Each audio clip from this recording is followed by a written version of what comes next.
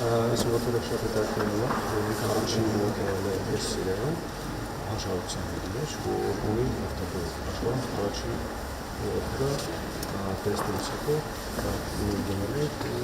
ինքը թարմ ճապով 2000 Այսինքն ոչ միայն մեզ համար անորություն ավտոպիլոտը, այլ աշխարհում։ Airbus-ի առաջին փորձարկումից է։ Հիմա տեխնոլոգիա գիշերային քրիշների համար գիշերային ակնոցներով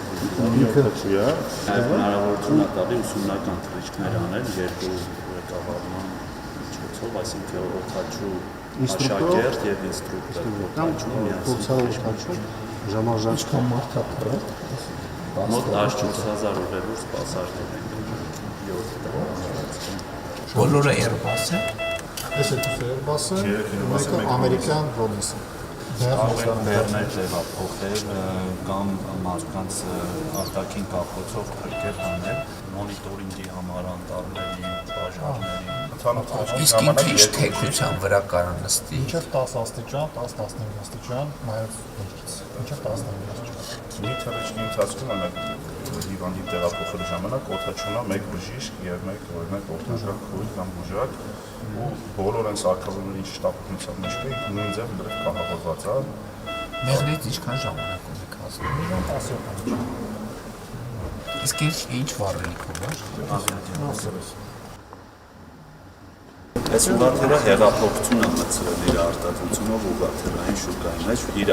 բարձրությամբ, փոքրությամբ եւ շահագործման հեշտությամբ։ Եվ ինչ այլոց երեք վիճակագրությունը մեզ ասաց, որ հունվարի համար ռեկորդային թվով զբոսաշրջիկ է ունեցել, բայց եղանակը այսինքն ձմեռը կապ չունի, որ եղանակը լավ լինի, տուրիստները կուզենան։ Այս մասը դեռ տեխնիկական բլոկն է, ամբողջ թռիչքների նախապատրաստում, սա կատարվում է ստեղ։ Բացի այն, որ ինքը ուղղաթիռային կայան է, ինքը նաև ստեղ տեղի ունենում համերգներ, մինչև 6-7 հազար հոգի համերգներ են լինում, տարբեր միջազգային աստղեր գալիս են, այս տարի ունենք արդեն պլանավորված մի քանի համերգ,